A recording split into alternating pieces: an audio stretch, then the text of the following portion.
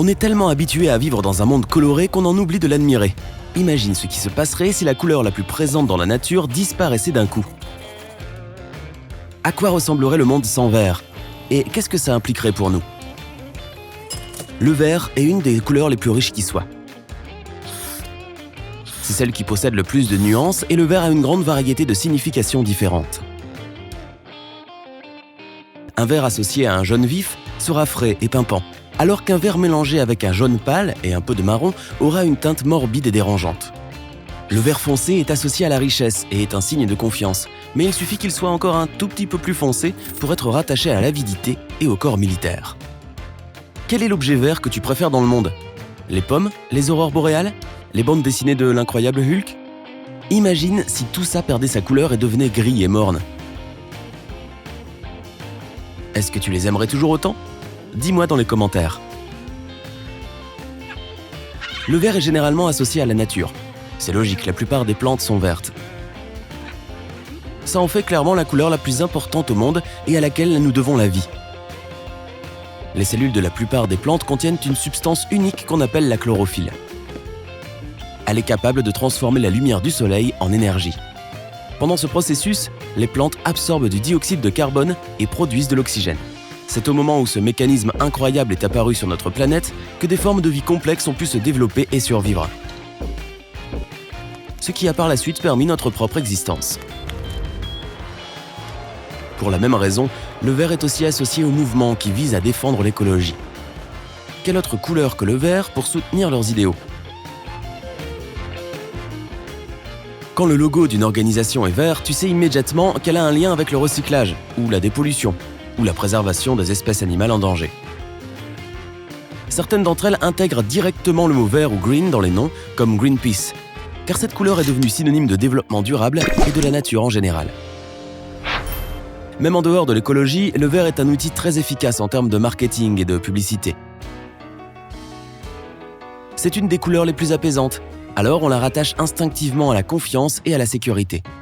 Beaucoup de marques l'utilisent car nous sommes instinctivement attirés vers les lumières et les vitrines vertes, surtout dans les grandes villes emplies de stress et de pression.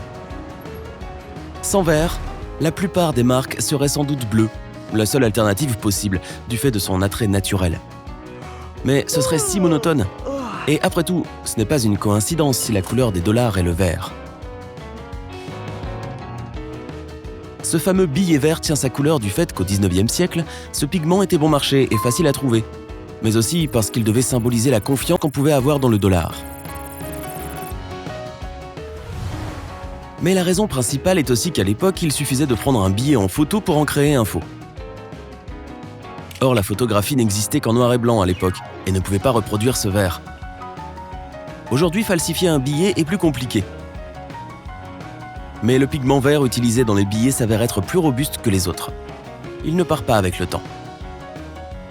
Bon, à mes yeux, l'explication principale du vert reste quand même symbolique. Je me demande si ce lien entre le vert et l'argent explique pourquoi on associe le vert à la chance.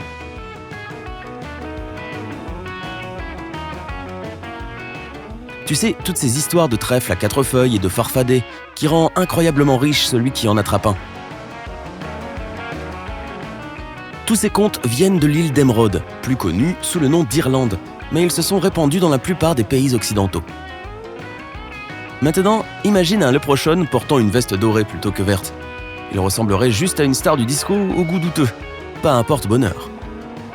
D'autres traditions auxquelles nous sommes tous attachés souffriraient également de cette perte. De quelle couleur sont les vacances de Noël? Tout le monde le sait. C'est blanc, rouge et vert. Même si le vert compte moins que le blanc et le rouge, les autres couleurs seraient moins joyeuses sans lui. Le rouge est souvent associé à la joie, aux émotions fortes et à l'accélération de ton rythme cardiaque quand tu es tout excité. Le vert ajoute un sentiment de renouveau, de paix et de calme qui s'équilibre parfaitement avec le rouge. Tu comprends pourquoi le vert est important dans tout type de design.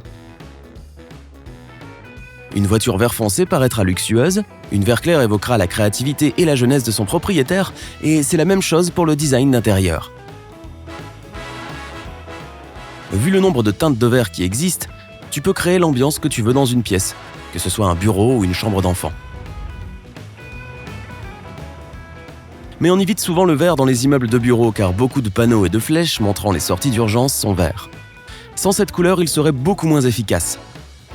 Si un feu se déclenche dans un bâtiment, il va se propager très vite. Et si les signaux pour indiquer les sorties d'urgence étaient blancs, on ne les verrait plus à travers les flammes. Le vert est parfait parce qu'il offre un meilleur contraste avec les autres couleurs. Le vert est si lié à la sécurité que même avant l'école primaire, on apprend qu'un feu vert signifie que tu peux avancer. S'il n'était pas vert, il serait sûrement remplacé par du bleu, mais on serait un peu perdu. L'expression feu vert est carrément devenue synonyme de démarrer ou y aller. Les pharmacies de par le monde préfèrent aussi se doter de croix vertes clignotantes. Ce sont des signes immédiatement reconnaissables, permettant de repérer rapidement une pharmacie. Bien sûr, elles pourraient utiliser une croix rouge, mais on les confondrait sûrement avec des hôpitaux ou des services d'urgence. Et une telle erreur pourrait être dangereuse, donc mieux vaut rester au vert. De plus, certains prêtent à la couleur verte ses propres facultés curatives.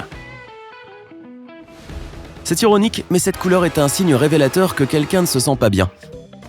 Tu connais l'expression « être vert de rage » ? Et si le visage d'une personne prend une teinte verdâtre, c'est sûrement qu'il est malade. Fais aussi attention si tu vois des moisissures vertes sur un bout de pain ou de fromage. Cela veut dire qu'il est pourri et qu'il faut le jeter. Le vert a aussi une signification particulière dans les pratiques spirituelles liées à la médecine et au développement personnel. Comme le yoga par exemple. On y apprend que le vert est la couleur du chakra du cœur, qui est le lien principal entre les chakras supérieurs, basés sur les besoins spirituels, et les chakras inférieurs, qui représentent les besoins naturels et inévitables de la nature humaine. Donc le vert est aussi la couleur de l'équilibre. Il a été prouvé qu'avoir une peinture, même petite, ou une photo comportant des teintes de vert dans sa chambre fera se sentir plus enjoué et posé. Le mot de la fin. Tu te souviens peut-être de Kermit la grenouille dans les Muppets qui chantait « C'est pas facile d'être vert ». Et il a bien raison, mais ce serait encore plus dur sans le vert. Si tu as appris quelque chose aujourd'hui, aime cette vidéo et partage-la avec un ami. Et voilà d'autres vidéos que tu aimeras sûrement. Choisis juste celle de gauche ou de droite et reste avec sympa.